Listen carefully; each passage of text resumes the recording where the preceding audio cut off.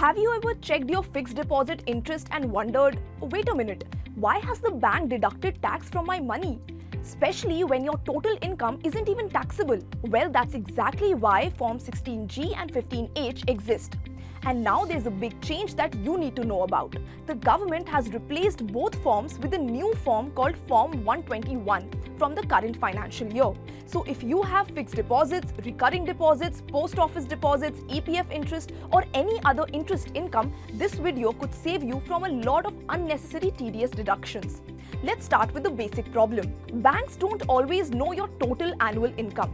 All they know is how much interest they are paying you. So if your interest income crosses a certain threshold, they may deduct TDS before crediting the money to your account.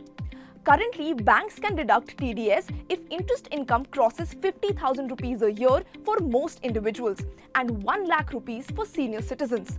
But here's the catch. What if your total income is still below the taxable limit? In that case, you may not owe any tax at all, yet TDS could still get deducted. And that's where these forms come in.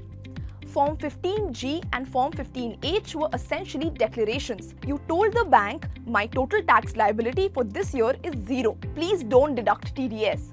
If you were eligible, the bank would stop deducting tax from your interest income. Simple. Now let's understand the difference between these two. Form 15G was meant for resident Indians below the age of 60 and for the Hindu undivided families or HUFs.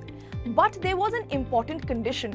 Your estimated total income had to be below the basic exemption limit and your tax liability had to be nil.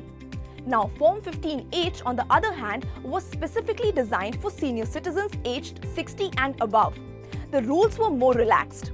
As long as your final tax liability was 0, you could submit Form 15H even if your interest income itself was relatively high. That's why many retired individuals with large FD portfolios regularly used Form 15H. Now comes the big change. From FY 26-27 onwards, the government has replaced Form 16G and 15H with a single consolidated declaration called Form 121. The idea is simple. Instead of maintaining multiple forms for different categories of taxpayers, there is now one unified form. Less paperwork, less confusion, and a simple process for taxpayers as well as banks. So if you're planning to submit a declaration this year, check with your bank because Form 121 is now expected to replace the older forms. Now here's something many people get wrong. Submitting these forms doesn't mean your income becomes tax-free. It only means TDS is not deducted up front. If your income eventually becomes taxable, you still have to pay the applicable tax while filing your income tax return.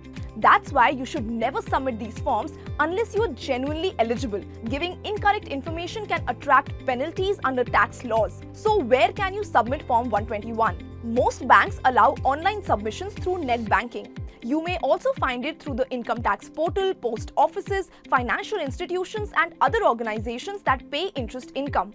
And remember this important point, you generally need to submit the declaration separately to every institution paying you interest. If you have FDs in 3 banks, one form won't automatically cover all 3. You will have to submit it to each bank individually. Another useful tip, submit the form early in the financial year, ideally in April or May. Because once TDS starts getting deducted, you will have to wait until ITR filing season to claim a refund. Speaking of refunds, don't panic if TDS has already been deducted. You can still claim it back while filing your income tax return, provided your actual tax liability is lower. Just make sure to check your Form 26AS and Annual Information Statement or AIS before filing your return. So what's the takeaway? If your income is taxable, don't let unnecessary TDS reduce your cash flow during the year.